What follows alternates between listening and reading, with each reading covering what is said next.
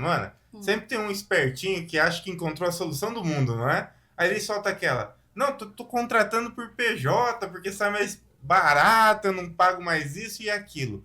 É meio que cultural, né? Porque, assim, hoje tem um risco inserido nessa movimentação de contratação e que, às vezes, as pessoas pensam no famoso jeitinho brasileiro, não dá nada. E, na verdade, pode gerar um risco acumulativo que quando gerar essa demanda trabalhista, aí tem um ônus muito alto no final, né? Porque é fácil o reconhecimento como um vínculo trabalhista. Na visão sua, como que nós podemos hoje ter a certeza de que aquele prestador de serviço realmente ele é um prestador de serviço e não um funcionário com um número de CNPJ? Olha, Fábio, certeza, eu não consigo visualizar Sempre um teremos os cenário desse. cenários. Eu não consigo. Mas, assim, puxando o gancho do que você disse, do jeitinho brasileiro, você citou uma frase que eu quero destacar. É muito mais barato contratar por PJ do que por CLT. Essa é a história que nós mais ouvimos, porque assim, quais são as vantagens de você contratar como PJ? O custo certamente é um grande atrativo. Né? Toda aquela burocracia, controle de jornada, controle de entregas de EPIs, então toda essa questão que você deixa de ter também é um grande atrativo. Mas nós temos também desvantagens e as pessoas às vezes os olhos brilham para essa vantagem, mas às vezes eles não observam as desvantagens. Então, quais seriam as desvantagens? Primeiro, você perde o poder diretivo. Você não pode dar ordens para esse teu funcionário, você não pode controlar esse teu funcionário. Será que você está preparado para isso? A outra situação também que é muito importante de alertar as pessoas. É mais barato?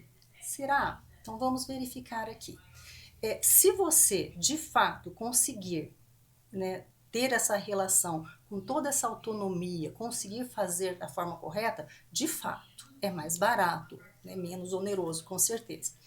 Mas caso você não consiga ter essa relação e pela sua habitualidade, se você não for muito bem assessorado, não apenas no momento de formalizar um contrato, mas se você não tiver uma assessoria contínua para te tirar aquelas dúvidas, para treinar aquele pessoal que está junto com você aí, e você tiver um reconhecimento de vínculo de trabalho, sai muito mais caro. Por exemplo, vamos citar um exemplo bem simples para que as pessoas possam entender aqui. Eu tenho um funcionário, eu pago R$ 5.000 para o meu funcionário, certo? Então, o que ocorre? Olha, eu tenho um funcionário, quero demitir esse funcionário, eu vou contratar uma segunda pessoa que vai fazer a mesma função, mas eu vou contratar essa pessoa como PJ. Ao invés de pagar R$ 5.000, eu vou pagar 7. A pessoa vai fazer o cálculo e fala, nossa, eu vou ganhar R$ 7.000, para mim compensa, para mim é melhor. Que é o que acontece Que na é o que prática, né? A acontece na pessoa leva, faz um prática. cálculo, tô ganhando Isso, mais, tal. Primeiro que esse cálculo às vezes não está ganhando a mais, tá? Porque se o salário não for pelo menos 30% acima do normal do que você ganhava, você acaba tendo prejuízo e não lucro. Mas isso aí seria para uma outra discussão. Mas, por exemplo, vamos pegar a parte do empresário, né? Olha, eu pago, em vez de pagar 5, eu pago 7. Qual que é o raciocínio que o empresário vai fazer? Bem, eu pago 5 para o meu funcionário, mas na realidade, com todos aqueles custos, né, todos aqueles encargos, eu acabo pagando 10. Isso é fato, as pessoas sabem disso. O preço de um funcionário é alto. Se eu pagar 7, o funcionário vai ficar feliz, eu vou reduzir R$ 3.000 e eu estou feliz. Olha que cenário perfeito. Então, mas se ocorrer uma situação dele buscar e conseguir demonstrar os requisitos do contrato de trabalho, o que vai acontecer? Esse valor de 7 passa a ser a remuneração dele e não mais 5.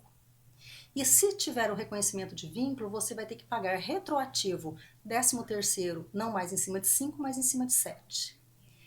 Férias. Você não vai pagar férias simples, você vai pagar férias dobradas porque as férias Não foram pagou no a prazo. destempo. Então você vai pagar em cima de 7 de forma dobrada, né? O recolhimento do FGTS, do INSS, todas as verbas trabalhistas vão ser em cima de 7 e A não de base 5. aumenta, a A base de base de cálculo, cálculo uma demanda aumenta. trabalhista, ela aumenta. Aumenta. Então, tipo assim, ó, se fosse só isso, então, ao invés daquele cálculo de 5 para 10, você vai ter de 7 para 14. E, além disso, você vai ter custos com o seu advogado, custos com sucumbência, custos com custas judiciais. Então, aquele seu funcionário que você pagava 5, que você achava que você ia pagar 10, no final das contas você pode estar pagando 20. E sem dizer, né, Tânia, que no insucesso da empresa nessa demanda trabalhista, cria uma cultura também dos ex-funcionários ou ex-PJs, digamos assim, Sim, também entrar com ações, não é? sim, pode desencadear uma cadeia. Isso, porque a partir do momento que um demonstra isso, os outros já têm uma prova pré-constituída de que havia todas as características. Então é extremamente arriscado, tá? E ainda nós temos outras situações que isso pode trazer uma fiscalização da Receita Federal por sonegação, isso pode trazer Sim, também sim. complicações com o Ministério do Trabalho, que pode vir fazer fiscalizações, terem multas, ou seja, você pode acabar tendo um passivo trabalhista milionário ali. Então, existe um risco muito sério que tem que ser E um pensado. cuidado que eu observo, as pessoas hoje, como a informação hoje é muito rápida e fácil de ter, as pessoas vão no chamado Google, lá dá um Google, modelo de contrato de Ah, PJ, como contratar um funcionário por PJ. E aí assume uma leitura de um artigo que muitas vezes a gente nem sabe quem foi o autor, se tem uma base legal, se está atualizado, e coloca em prática sem mensurar os riscos, não é? Eu já me deparei com empresas que estavam com um terceirizado, digamos assim, usando o uniforme celular da empresa, cumprindo horário de trabalho e metas. Você acha ou não que ele estava num risco trabalhista? Eu acredito que num risco eminente, né, Tânia? ô Fábio, eu vou além. Eu vou te dizer que eu já peguei contratos de PJ, que o próprio contrato remete a um CLT. O próprio O contrato próprio já entrega o contrato ouro. entrega o ouro. Eu já peguei contratos de. Assim, eu falei, meu Deus, isso aqui foi feito pelo Google realmente, né? Tipo, se eu estivesse no polo contrário, eu creio que eu teria argumentos ali para, dentro do próprio contrato, demonstrar isso. Mas realmente, existe essa questão e o uso de uniformes, então, esses tipos de cobranças, esses vínculos que você tem com o CLT, quando é um PJ, isso não pode existir. Tânia, agora me ajuda.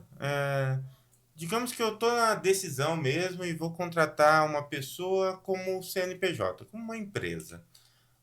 Quais são as regras básicas? Se você pudesse me dar três situações, Fábio, tipo assim, não faça isso, isso, isso. É claro que é bem mais abrangente, mas deve ter o basicão, certo?